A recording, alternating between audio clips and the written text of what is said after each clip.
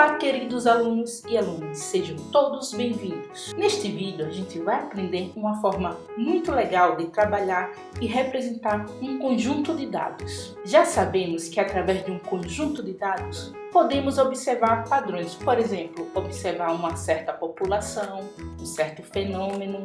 Hoje, a gente vai aprender uma maneira de representar esse conjunto de dados que é o histograma. Vamos supor que, de repente, no planeta Terra, apareça um vírus cuja vacina ainda não exista e ocorra uma pandemia. Vamos imaginar ainda que esse é um vírus novo e não conhecemos como ele se comporta. E ele foi batizado de bizarronavírus. O vírus é chamado dessa forma porque as pessoas contaminadas, elas começam a sentir os seguintes sintomas. As pessoas ficam bizarras, têm dor de cabeça e febre. E o desafio da ciência é encontrar uma vacina com RNA que possa combater qualquer vírus do gênero. Agora, a pergunta que não quer calar: como a estatística pode ajudar no combate ao bizarronavírus? Vamos supor aqui que a gente já tem um conjunto enorme de dados, que conseguimos colher os dados dos contaminados pelo bizarronavírus no estado de São Paulo. A partir desses dados, a gente já pode tentar encontrar padrões. A estatística tem inúmeras ferramentas e eu pergunto a vocês, para entender o comportamento desse vírus conforme a idade, qual a melhor metodologia? Então vamos lá usar a estatística para entender o comportamento do bizarronavírus. Neste caso, podemos usar os conceitos de distribuições de frequências e seus gráficos, agrupando as pessoas contaminadas pelo bizarronavírus em intervalos de idade. Esse intervalo chamaremos de classes. Na amostra que tivemos, verificamos que o bizarrovírus atingia no máximo até 5% da população nas faixas de até 70 anos para baixo. Porém, pulava para 9% nos adultos de 70 a 79 e 14% para quem tem mais de 80 anos. Colocando isso em gráfico, fica da seguinte maneira. O que fizemos? Fizemos a distribuição de frequência através de classes ou intervalos. Portanto, a frequência F de uma classe é o número de ocorrência de dados na classe. Primeiro, a gente vai aprender como na planilha do Google a gente encontra o maior e o menor número a partir de um conjunto de dados. Nesta planilha, como ela tem poucos dados, a gente pode observar que o maior número está na faixa de 90 e 98 anos e o menor número de 0 a 29 anos. Neste exemplo foi fácil verificar, mas quando a gente trabalha com muitos dados, é necessário fazer isso de forma automatizada. E como é que eu faço? No menu, no canto superior, você clica em Inserir, depois você vai em Funções, escolhe Max, que significa máximo, e depois seleciona o intervalo de dados que você quer encontrar o número maior. Conforme a gente já tinha visto, o número maior é 8.643. E o mesmo procedimento a gente faz para encontrar o menor número da tabela.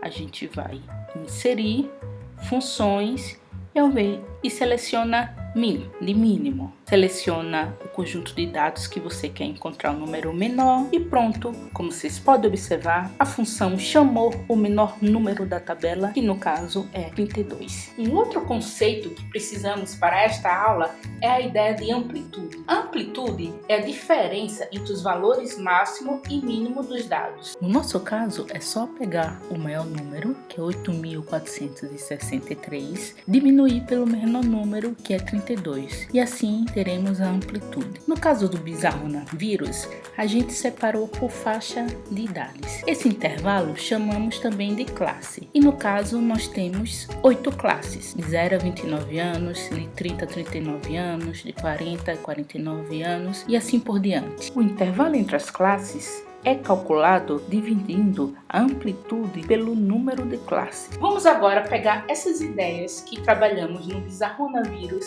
e aplicar em outros casos e no Excel. Neste outro exemplo, temos uma tabela de semanas e número de clientes. Esta tabela demonstra quantos clientes passaram em cada semana. Então, qual é o maior valor? É o 1010, mas a gente já colocou aqui para ser mais rápido, mas vocês sabem que existe uma função para isso. Você seleciona os dados, vai inserir funções e sum. A mesma coisa para o menor número. Calculamos também a amplitude, que é a diferença do maior número e o menor número. Para calcular o número de classes, não existe uma regra. Cada caso, cada quantidade de dados vai indicar uma necessidade de quantidade. Porém, há quem faça através de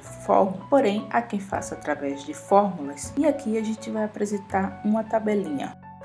Quando o conjunto de dados for abaixo de 50 elementos, usamos 5 a 7 classes, de 50 a 100, 6 a 10, de 100 a 250, 7 a 12, acima de 250, 10 a 20. No caso, temos 20 elementos, então vamos colocar o número de classes K7. Vamos agora calcular os extremos da classe.